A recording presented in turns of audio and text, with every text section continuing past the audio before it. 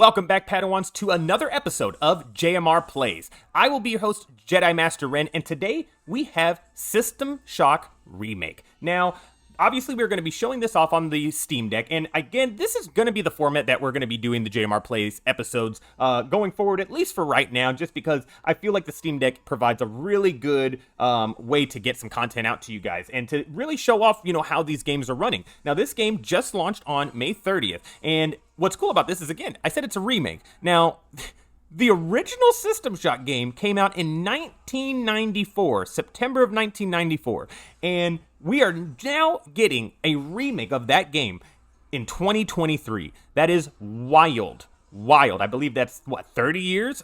Just about 30 years? We'll say, So I was very intrigued with this. So I've heard a lot of people across the gaming space talk about this game, for years now, and how good of a game it is. And I, started understanding the story a little bit. I'm like, oh, you get taken over by a rogue AI, or your ship does, and you have to kind of combat that. That's a very interesting gameplay mechanic, so I'd like to see how that is. But again, it's a 1994 game. I'm not going to be going back to a game that is older than me. So I decided that, it is what it is. But finding out that a remake was coming out for this, okay, awesome. Now, right now, I believe that this is only on PC, and that's where the Steam Deck comes into play, because this game runs fantastic on the Steam Deck. Now, if you can kind of see, I don't think you can, you can a little bit. At the top right corner, you can see that it is running at a smooth 40 frames per second. There's no hitches. I couldn't get it to 60 frames.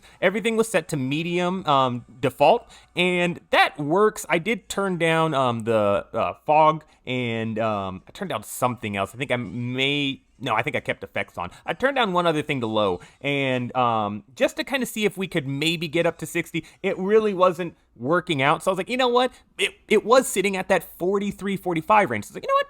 Let's just cap it at 40. Let's cap it at 40. That's still going to give me some good frame rate again on this smaller device. I feel like that's perfectly fine, and I've had no issues with it. Now, again, I've only played it for a couple hours today, so, mileage may vary. I have to get a little bit farther to really give some deeper context on this, but at least for initial thoughts on it, I mean, out the gate with a, not unsupported, but just a unknown, tag on the Steam library, this is running flawlessly. Like, I wouldn't be surprised if by the end of this week we see it get the, get a green check, because it's running like nobody's business, you know what I mean? And the controls are already mapped to a controller configuration out the box, so this is a really good experience here. And in this first area, you're not really seeing a lot, right? You're trying to learn how to play the game and what the different systems are at play. And one main thing, as you can see right here, is the inventory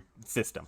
That right there is it is a pain for me right now. And again, it's because I'm learning it, but I've noticed that, it is tedious, and that's where you can see that 1994 energy coming through. And that means that this is a very good remake, right? They're paying homage, and they're keeping the game true to what it is at its core. And, there is going to be a lot of resource management here, and I do like, the drag and drop, but it is very reminiscent of the PC, right? Very reminiscent of, like, if you just had a mouse, you could just easily drag and drop that stuff. It's a little bit harder here, but again, we have the trackpads, which I have not started getting into yet, but I might start doing that. I did, however, get into the backpads, so I decided to map the sprint button to the top right backpad. I believe that's, I don't even remember what it's called, F4? No, I don't even think that's F.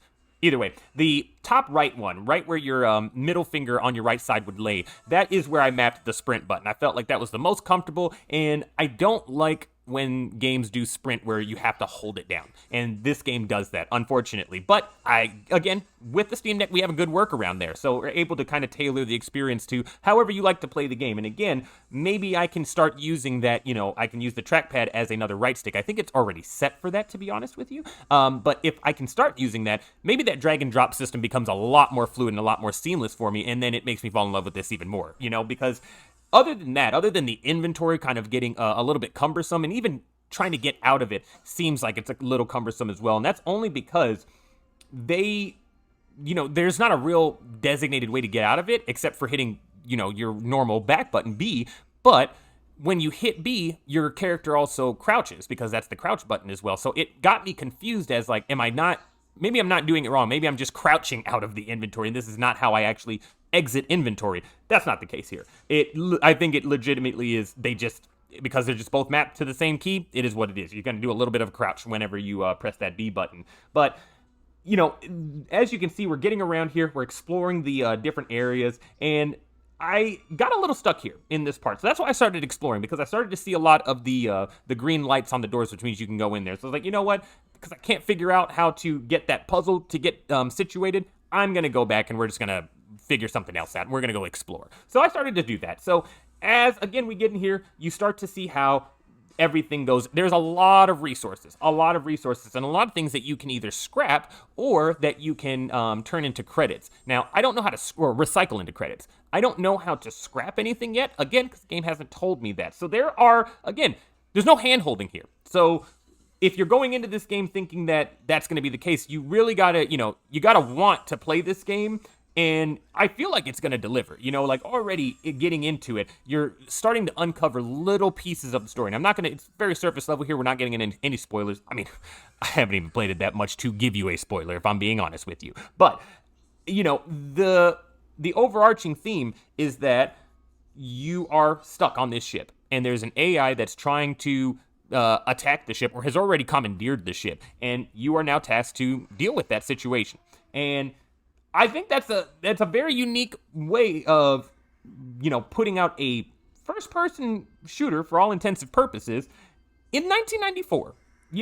It's just really wild. But trying to get that puzzle, as I was talking about earlier, trying to get that situated, this one right here, I couldn't figure it out. And I will tell you, I was going to the wrong node. So that's what the issue was. And I knew that, obviously, is I couldn't get to, go down as I'm supposed to go right there. But I just couldn't figure it out, so I was like, you know what? We're going to go explore. We're going to explore some more. And I'm actually happy that I did, because here in a little bit, I'm going to find an item that I would not have been able to find had I not started exploring a little bit. So that's really cool. And it shows that this is not a linear path that you're on. You can take as long or as long or as short of a time as you want to get through these different environments. And again, you can do it however you want to. You know what I mean? You're not hand-holded to do it any kind of way. I've got a melee weapon on hand as well. This is an energy gun. Now, I would rather use an energy gun, because I can just go to one of these little pods that's going to be somewhere in this on this level here, and I can replenish that energy very quickly. So I'd rather use that than, having to use the melee and get up close to these different mutations that are going on here. And that's another thing. With it being an AI, conscious, basically, taking over the ship, how is it turning people into mutants? And it's just like an extra added, okay, I didn't expect there to be some mutants in this game. I didn't know, you know what I mean? So when that happened, I was like, oh God, what the heck? And you can hear them. That's the thing. You can hear them. They did such a good job with this. Now, again, I don't know if that's in the 1994 game where you can hear, the footsteps and the growling and stuff. But if they did it in that game way back then, fantastic. And I would go on a limb and say that they probably did. But as you can see here, inventory got a little full. And I went in there and I realized I have a bunch of useless crap because, again, if I can pick up stuff, I'm picking up everything. I don't care what it is.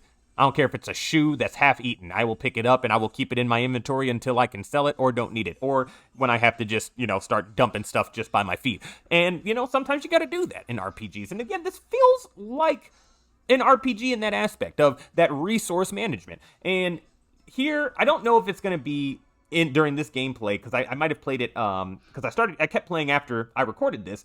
It might be afterwards, but there are recycle bins that you can go up to that actually help you get through and recycle your scrap like that, and you can turn it into credits. Now, again, I told you guys I found that part already, but I don't know about how to scrap it, and I don't know what I can use with scrap. I haven't gotten that far yet. So we will be touching base on System Shock again once we get a little bit further out, but I did want to get these initial thoughts out for this video, for this game, because it did just launch, and I have been really excited for this one, really, because it's one that, again, I've heard about for so long, and I just thought that I would never be able to get the chance to play it until I heard that this remake was coming out. And as soon as I heard that, I was like, huh, okay, so I will be able to play this game, and fantastic it is. So if you like this, if you like what you're seeing, leave a like on the video. Let me know what you thought, and I will come back with some more on System Shock at a later date. But there is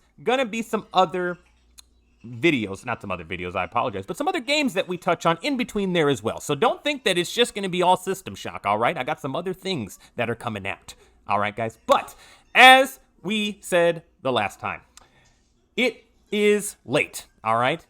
And I cannot have you guys roaming the halls this late in the Jedi Gaming Academy. All right, guys, I'm sorry. I get worked up every now and then when I go on a rant, but I got to let you go. You got to get back to your dormitory, all right, guys? So we got to cut it off here. As always, if you like what I'm doing here, please leave a like, comment, and subscribe. But as always, guys, may the Force be with you.